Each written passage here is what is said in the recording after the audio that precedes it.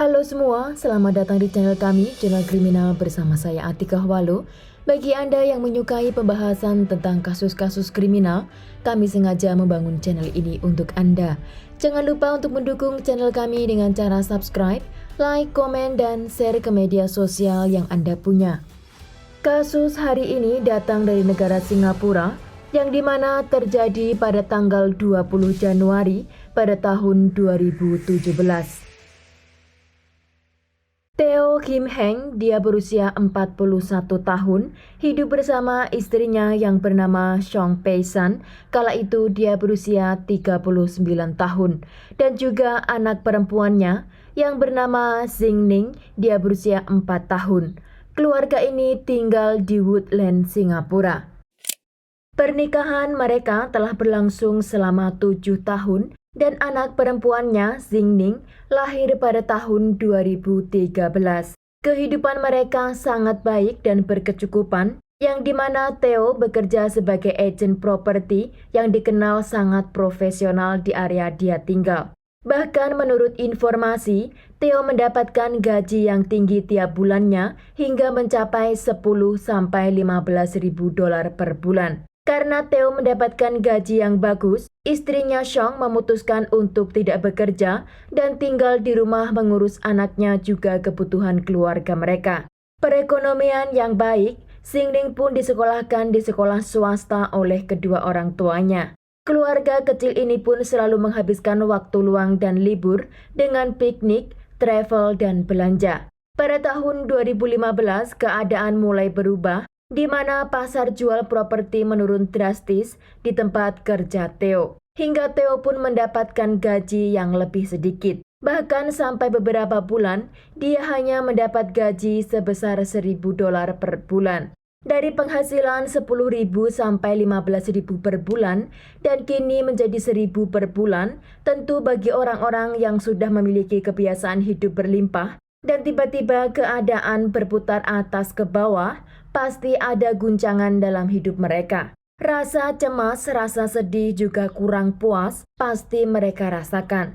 Maka Theo dan Chong meminimalis kebutuhan mereka seperti mengurangi jadwal piknik, travel, daftar belanja, dan lain sebagainya. Setelah setahun masih dalam keadaan krisis ekonomi, mereka merasa kualitas hidupnya berkurang dan akhirnya Theo pun pindah kerja ke tempat lain dengan gaji 1.500 dolar per bulan. Namun bulan demi bulan keluarga Theo dan Chong makin terpuruk karena besarnya hutang yang mereka tumpuk. Karena beberapa situasi, Theo dan Chong tidak mau merubahnya, seperti biaya sekolah anak perempuannya Xing Ning yang masih dipertahankan di sekolah swasta. Dia juga masih mempertahankan kehidupan mewah. Theo juga mencari jalan pintas dengan main game yang dimana dia berharap akan mendapat bonus uang dari sana. Namun setiap permainan dia selalu kalah dan permainan itu membuat dia ketagihan. Dengan berharap suatu saat dia akan menang dan pulang dengan membawa uang yang dapat memperbaiki keuangan keluarga mereka. Uang mereka semakin menipis. Theo pun mencari hutangan ke teman juga orang-orang yang dia kenal, hingga dia pergi ke Institut Pinjaman Uang.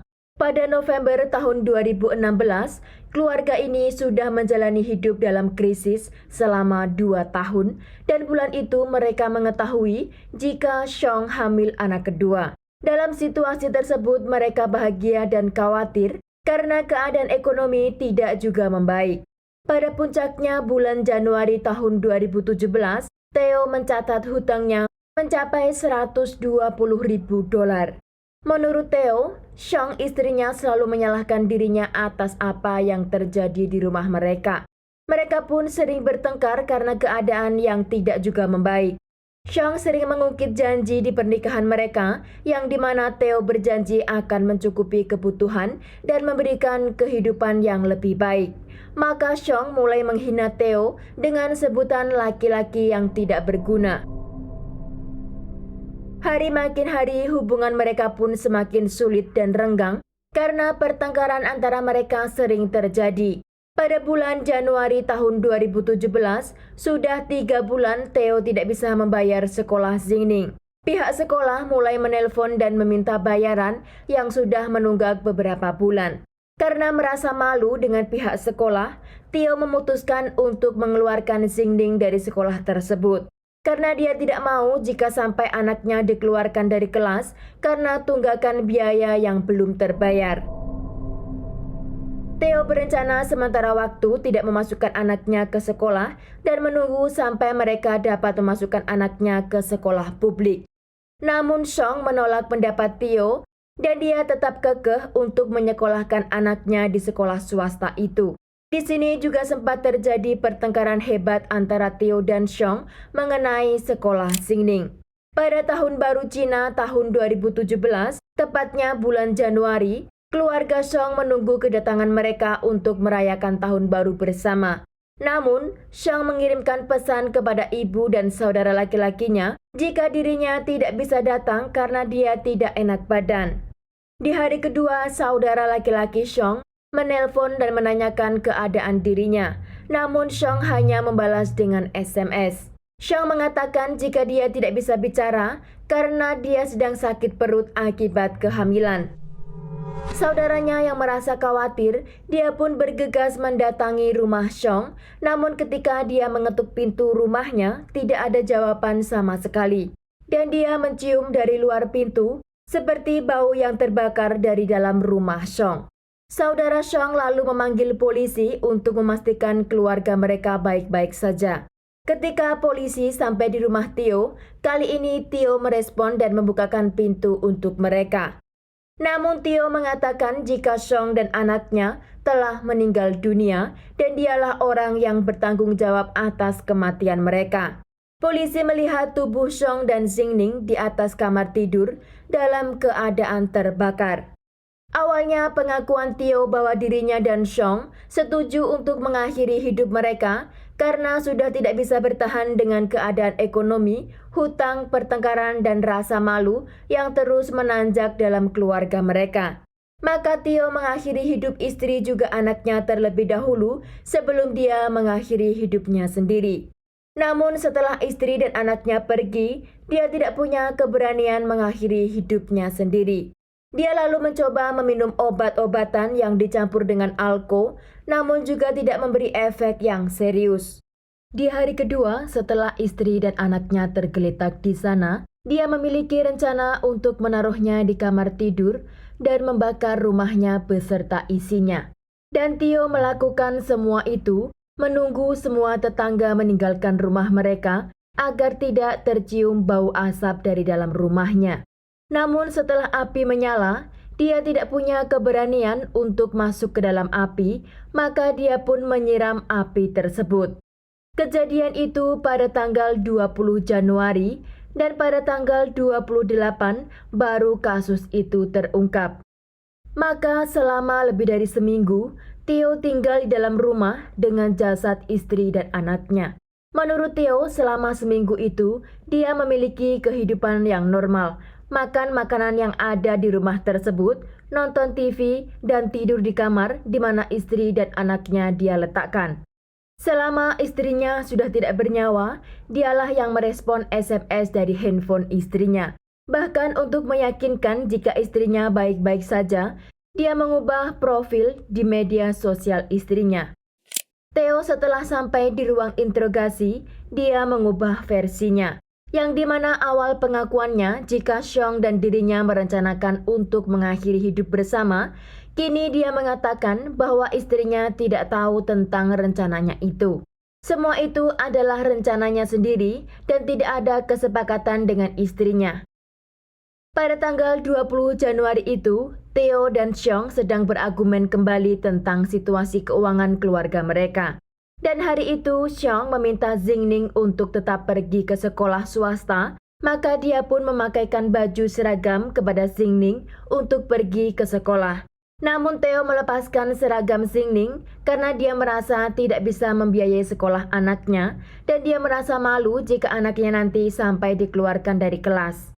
Maka Theo mengambil baju rumah Xingning dan mengganti seragamnya dan menyuruh anaknya untuk nonton TV di rumah. Menurut pengakuan Theo, Xiang selalu menghina dirinya atas keadaan yang menimpa keluarga mereka. Dan hari itu Xiang menghina dirinya di depan Xingning.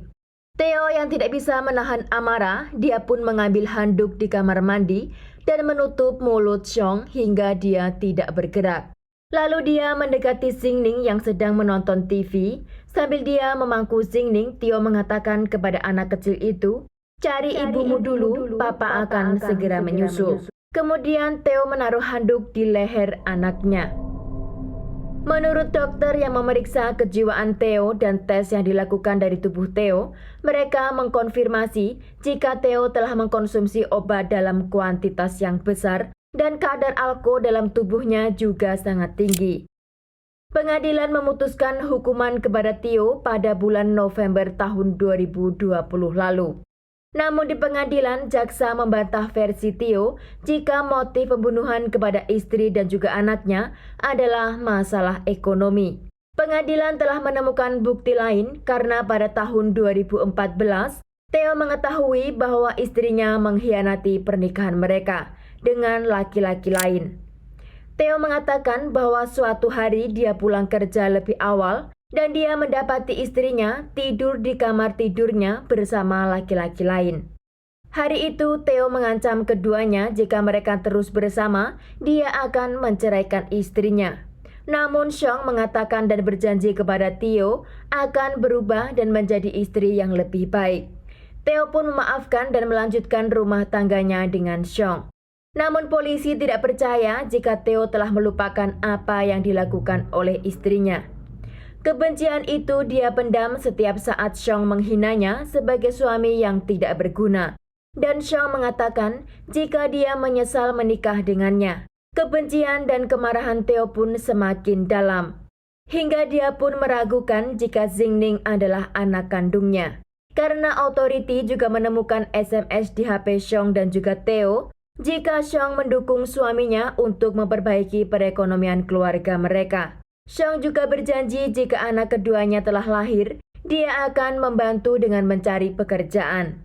Dengan SMS itu sudah terbukti kontradiksi dengan pengakuan awal Theo, yang menyatakan jika istrinya selalu menghinanya dan memojokkan dirinya dalam situasi tersebut.